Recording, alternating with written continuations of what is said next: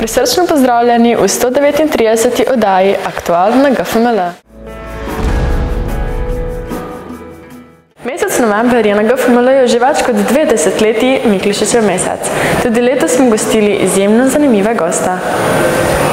V okviru letošnjih Miklošičevih dni, tradicionalnega praznika znanja in kulture na gimnaziji Franca Miklošiča Ljutomer, je bila najprej svečano odprta tematska razstava v združitvi prekmurskih Slovencev z ostalimi slovenskimi pokrajinami. Zasnovali so jo člani Zveze društev General Majster in v tednu Miklošičevih dni so bili njeni panoji razstavljeni na hodnikih naše gimnazije. Za uvod v zanimive goste letošnjih Miklošičevih dni smo pripravili otvoritev razstave izbranih del Draga Jančarja in dr. Bogomila Ferfile z naslovom Zaznamovalci časa.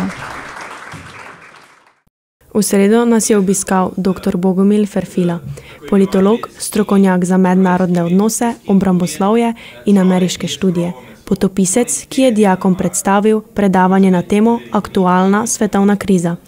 V svojem nagovoru je izpostavil ključne izzive sodobnega sveta ter poudaril pomen razumevanja globalnih političnih in gospodarskih razmer. Predavanje je popestril s hudomušnimi anekdotami in zanimivimi zgodbami z različnih koncev sveta, s katerimi je dijakom še posebej približal kompleksne teme. Ja, zdaj verjetno ta potovanja ti dajo nekaj pomembne izkušnje. Naprimer, veliko fleksibilnost, torej hitro prilagajanje novim razmeram. To je plus. Minus je verjetno to, da preveč tujine pomeni pretrganje stikov z domačim okoljem. To je pa minus. Vseeno, če živiš v Sloveniji, ki je še vedno, bi rekel, neka rajska dežela, absolutno, je torej preveč oddaljevanja od Slovenije je seveda negativno. Drugače pa, torej, ključna stvar, ki je za mlade pomembna, je seveda to, da si pridobijo ustrezno profesionalno vlogo z izobraževanjem. Izobraževanje je tisto, kar te v bistvu ti da neko vlogo v življenju, ki jo potem igraš do konca in od tega je pravzaprav odvisno tvoje finančno stanje, odvisno tvoje zadovoljstvo z delom, odvisno tvoj ugled v lokalnem okolju. Tako da sigurno je izobraževanje številka 1, potem pa kaj na to da. Zdaj, potovanja so, pač jaz sem svoje delo, tudi poučevanje sem vedno vezal na tuje države, tako da pri meni se je to pokril. Če pa potuješ samo za oddih, je pa pač nekaj drugega. Jaz sem vedno potoval, bi rekel, s tem profesionalnim namenom tudi. Z izzivi sodobnega časa se ukvarjajo tudi raziskovalci iz področja strojništva. Dijaki 4. letnika so imeli možnost prisluhniti mednarodno priznanemu strokovnjaku dr. Janku Slaviču. Dr. Slavič je bivši dijak GFML, znanstveni raziskovalec, redni profesor na Fakulteti za strojništvo Univerze v Ljubljani in prejemnik prestižne mednarodne nagrade Društva za eksperimentalno mehaniko. V zanimivem in razgibanem predavanju je dijakom predstavil izzive, s katerimi se soočajo v strojništvu, ter svoje raziskovalno delo. Se pravi, predvsem to, kako inženirji strojništva lahko z svojim znanjem produciramo inovacije in kako potem te inovacije propagirajo v industrijo in v industriji potem ustvarjajo dodano vrednost in potem v bistvu kot družba pridobivamo in imamo neko boljšo materialno osnovo in s tem boljše živimo. Malo sem naslovil tudi nekako izzive časa tako v Sloveniji za stališča gospodarskega napredka in partikularno tudi Prlekijo oziroma Pomurje, ker nekako vidim tukaj priložnosti za to področje, da bi imeli več nekako gospodarsko močnih subjektov, ki bi prispevali k uspehu družbe. Vse od strojništva do umetnosti. Matic Dominkov, naš bivši dijak, ki svoje znanje že prenaša na mlade rodove, je predstavil svoj diplomski film Ups. Napeta drama z obilico vizualnih in čustvenih presežkov se lahko pohvali z nominacijo na Slovenskem filmskem festivalu in nagrado Srebrna desetka na Filmskem festivalu v Nišu. Skupaj z delom filmske ekipe so po projekciji spregovorili na temo Mladi ustvarjalci v sodobnem slovenskem filmskem prostoru. Vrhunec letošnjih Miklošičevih dnevov je bilo srečanje s priznanim slovenskim pisateljem, esejistom in dramatikom Dragom Jančarjem, enim najpomembnejših sodobnih evropskih avtorjev. Srečanje je dijakom 3. letnikov ponudilo edinstven vpogled v proces nastajanja literature in globino njegovih del. Pogovor se je osredotočal predvsem na usodo posameznika v prelomnih zgodovinskih obdobjih, kar je značilno za vsa 3 besedila, ki so jih izbrali. Romana in ljubezen tudi ter To noč sem jo videl in novelo Smrt pri Mariji Snežni. Z Jančarjem so se tako pogovarjali o motivih vojne, ljubezni, izgube in iskanja identitete. O branju so dijaki raziskovali kompleksnost in tragičnost usode glavnih junakov v vrtincu II. Svetovne vojne. Pri tem so se dotaknili tudi avtorjeve osebne izkušnje in njegovega pogleda na zgodovinsko resnico, ki jo obravnava v svojih delih. Za ta roman in ljubezen tudi, ki je popolnoma izmišljen, je neka kritičarka napisala stavek, ki me je presenetil, je napisala, ta roman je popolnoma izmišljen in vendar je bolj resničen, kot je resničnost sama. Včasih literatura zadene neko atmosfero, ki ljudje verjamejo.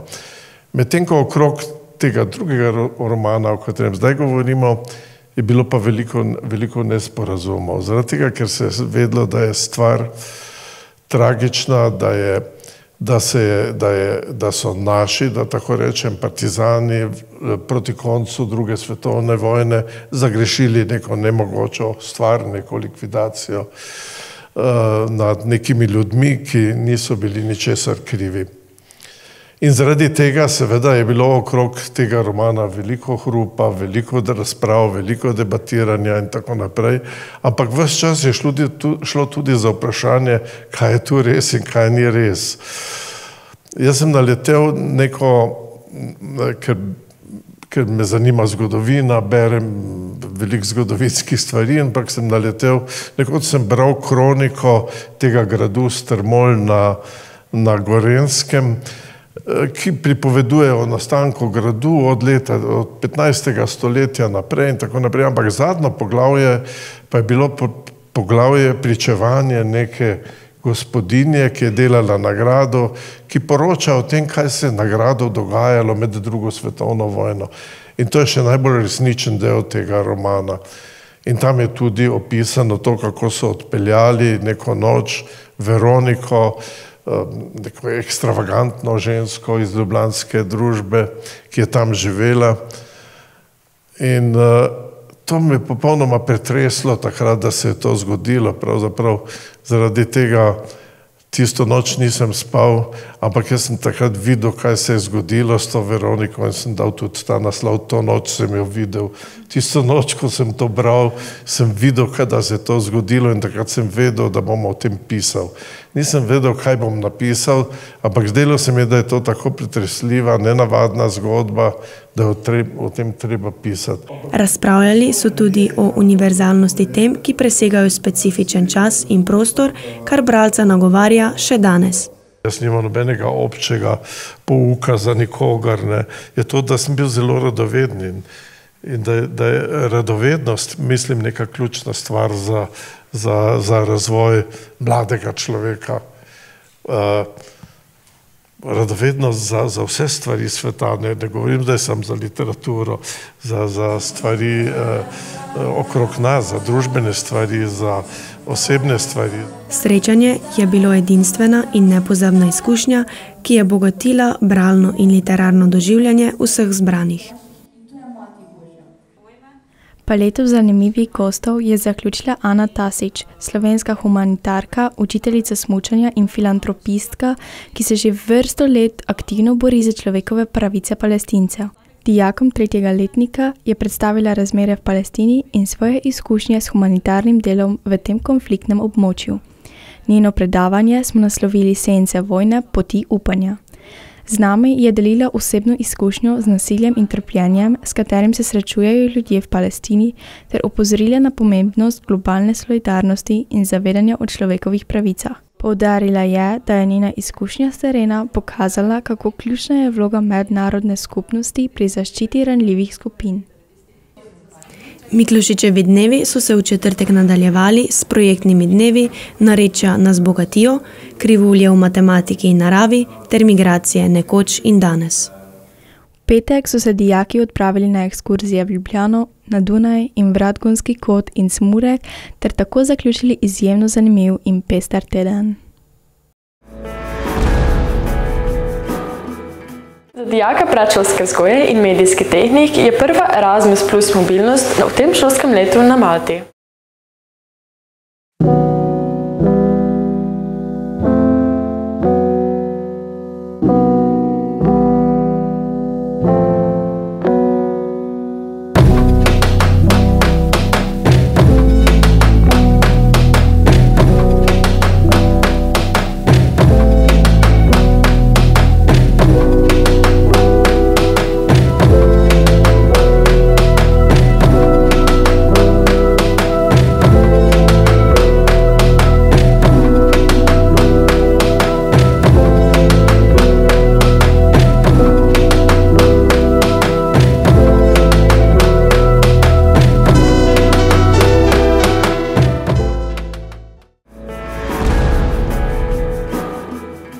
Kasaška dirka za kipec Franca Miklošiča je nepogrešljiv del kasaškega koledarja. Letos prvič je zmago slavila dijakinja, ki še obiskuje našo šolo. Gremo do konca, še gremo, 1, 2, obrni.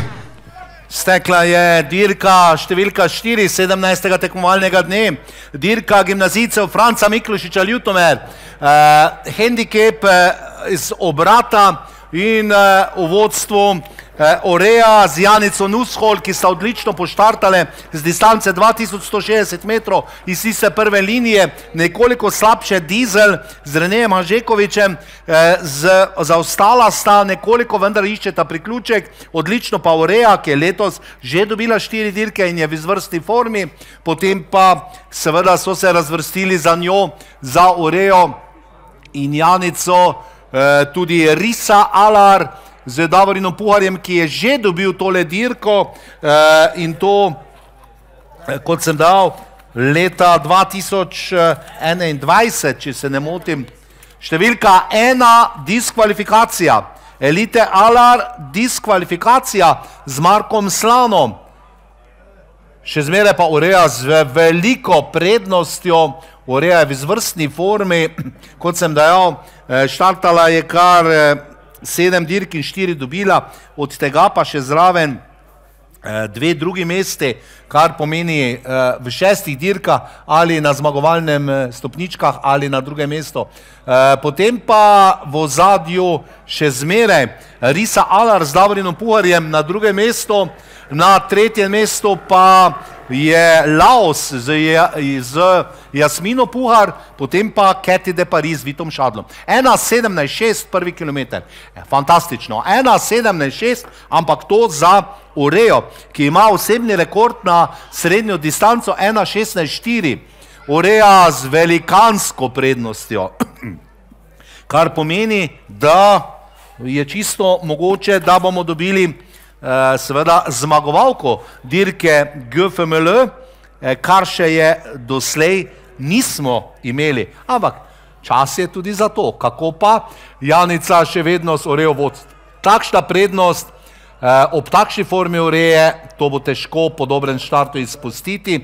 Prihaja pa odlično tam na drugo mesto, mislim, da Laos z Jasmino Puhar, ali bosta dami ukrojile. Številka 2, Risa Alar, diskvalifikacija. Še en zmagovalec diskvalificiran v tele dirki, po zunanji strani tudi Vito Šadl s Katy de Paris, vendar vse kaže, da je Oreja dovolj močna, da bo dobila tole dirko. Oreja z Janico Nushol, potem pa Katy de Paris, na finiš odlično tudi Dizel.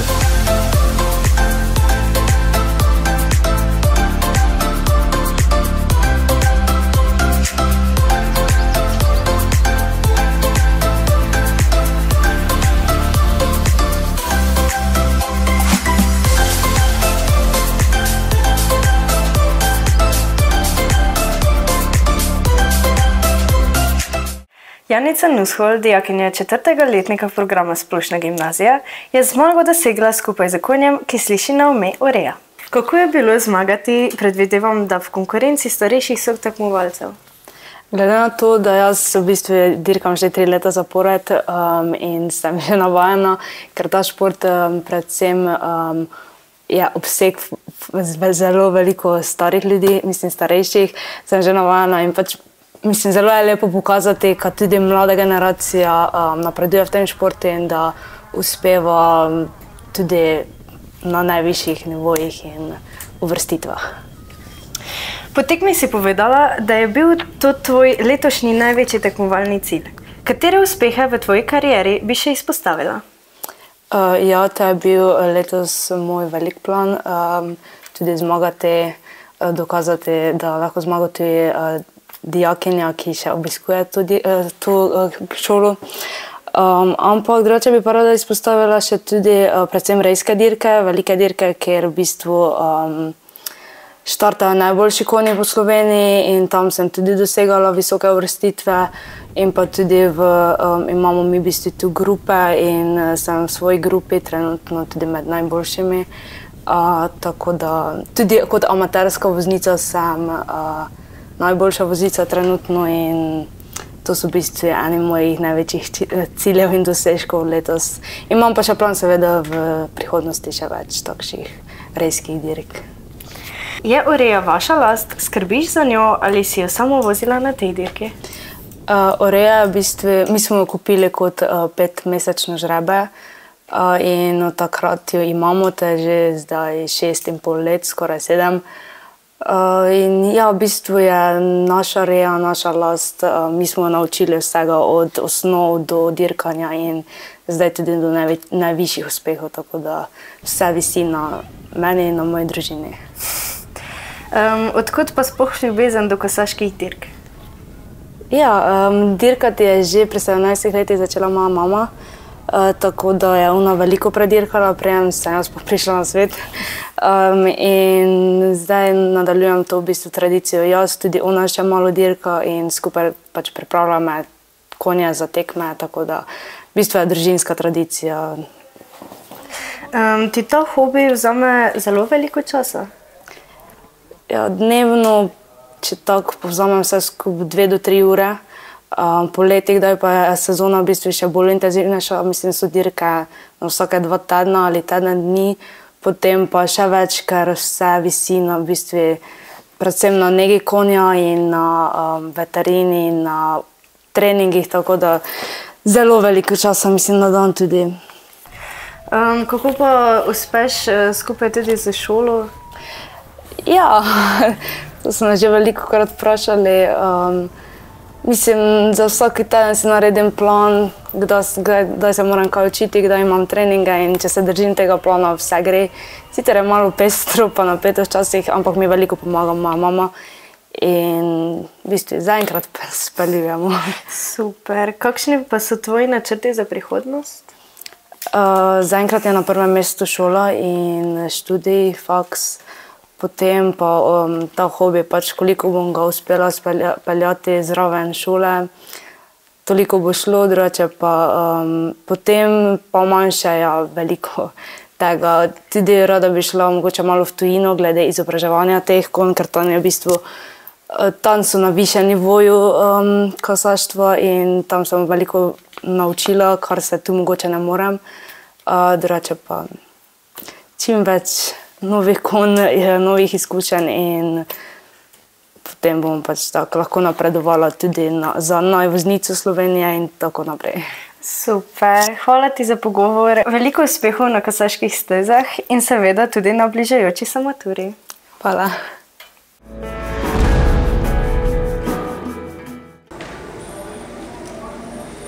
Šel sem prek Polovge, do kolena Polovge, do pojasa Poblate, pa do Bovca, do čisto zeleno trate. Festival sodobne uprizoritve umetnosti Drugajanje je tudi letos predstave, ki nastajajo v Ljubljani, pripeljal v druge kraje po Sloveniji. Namen festivala je nagovoriti mlade in jim približati relativne predstave ter razširiti pogled na umetnost. Tako smo bili v Ljutomeru priča sodobno plesni predstavi Leona Mariča z naslovom Kušnime in 2 delavnic. Gledališko je vodil Mare Bulc, filmsko delavnico pa Martin Draxler. Dijaki so skozi dan ustvarjali kreativne zgodbe in se tako prepustili domišljiji. Na koncu so analizirali ugotovitve in stvaritve tudi prezentirali. Popolni navdušenja in energije smo skupaj zaključili še zadnje aktivnosti v okviru omenjenega festivala.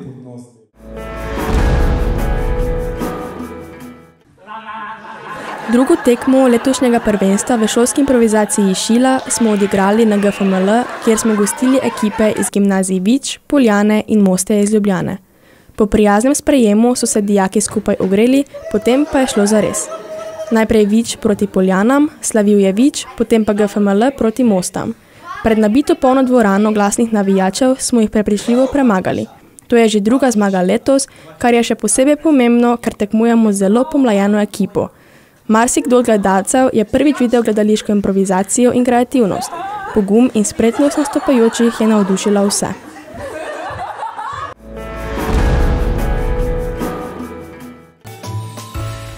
Vsako leto dijaki 3. letnika programa predšolska vzgoja obiščemo 2 mariborska vrtca z različnimi pedagoškimi pristopi, da poglobimo razumevanje alternativnih konceptov in jih primerjamo z delom v javnih vrtcih. Letos smo obiskali hišo otrok, vrtec Montessori in osnovno šolo ter Valdorski vrtec Mavrična dežela, kjer so nam predstavili značilnosti obeh pedagogik ter omogočili opazovanje otrok, vzgojiteljev in prostorov.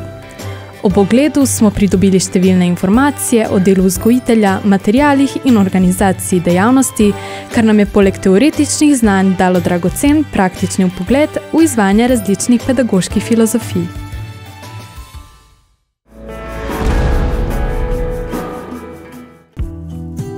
Modul Otroci v vrtcu smo tudi letos izvedli kot projektni teden z različnimi predavatelji, ki so dijakom predstavili delo z otroki v predšolskem obdobju. Gostje iz različnih vrtcev in ustanov so dijakom približali poklic vzgojitelja, načrtovanje dejavnosti v naravi, aktivno spoznavanje okolja, pričakovanja vrtcem med praktičnim usposabljanjem dela ter uporabo lutk, Montessori pristopa in kamishibaja. Dijaki so pridobili tako teoretična znanja, kot tudi dragocene praktične izkušnje, ki jim bodo v pomoč pri prihajajočem praktičnem usposabljanju.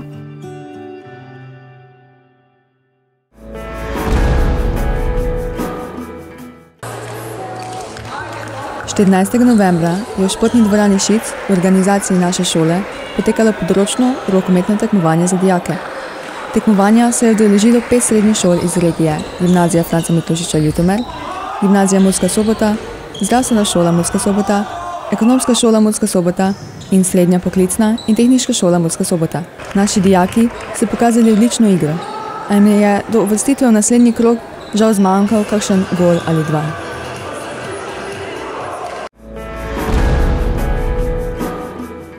Gost Miklošičevih dni, dr. Janko Slavič, ki se nam je pridružil tudi v studiu našega podcasta.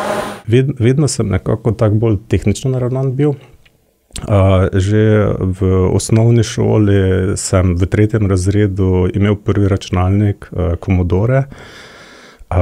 Tudi sem šrafal kakšne mopede, kaj takega, tako da to že v osnovni šoli. Ampak nekako sem se v osnovni šoli, pa potem predvsem v gimnaziji, zelo v smeri računalništva nekako usmerjal. Recimo tukaj mi je gimnazija naredila kar en pomemben korak naprej.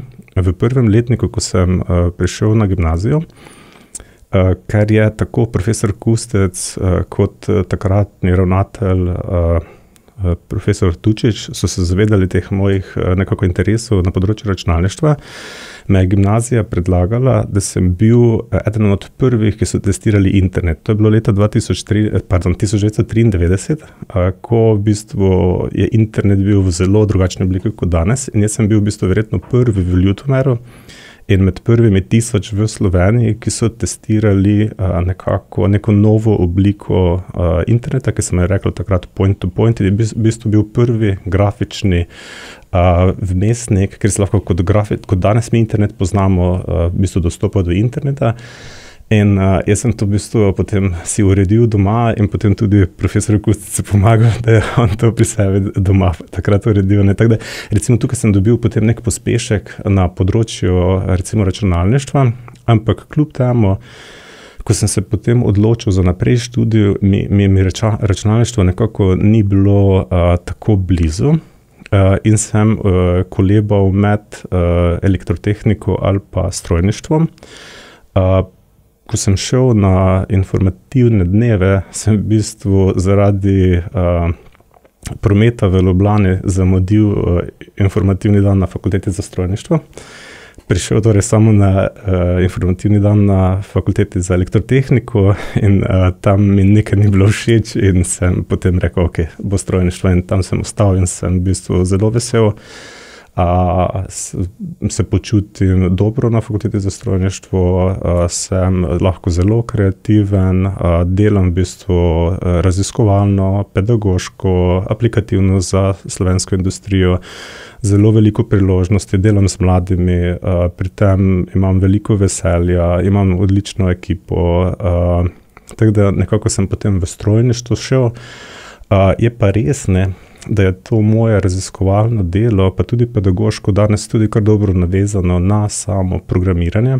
Tako da poleg nekih strokovnih, takih strojniških vsebin, ki so predvsem vezane na vibracije, dinamiko, tudi poučujem programiranje in numerične metode. Za svoje delo ste letos februarja na mednarodni konferenciji o modalni analizi v Orlandu v ZDA prejeli nagrado Društva za eksperimentalno mehaniko. Čestitam. Na podlagi katerih znanstveno-raziskovalnih dogajanj ste osvojili to nagrado? Hvala, odlično vprašanje. Ja. Se pravi, ta nagrada je vezana na to drugo vsebino, ki sem rekel, se pravi optične metode. Z optičnimi metodami sem z seveda doktorskimi študenti začel raziskovati nekje okrog leta 2015 in do danes sem mentoriral kar nekaj doktorskih nalog, ki so zaključene na to temo. Tam 7-8 doktorantov, odvisno kako štejem, tudi ki so bili na kakih tujih univerzah zaključene. In na tem področju sem torej z svojimi sodelavci uspel narediti kar nekaj pomembnih znanstvenih napredkov in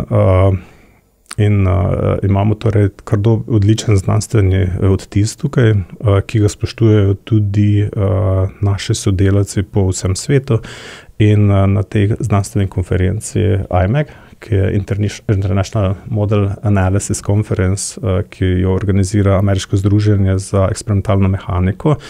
V bistvu vsako leto debatiramo o napredku. To pomeni, da pride tja kar večje število raziskovalcev, to govorimo o 500-600 raziskovalcih in med drugim razpravljamo tudi o napredku na področju optičnih metod in zaradi tega doprinosa kot priznanje sem vesel, da sem letos dobil to nagrado.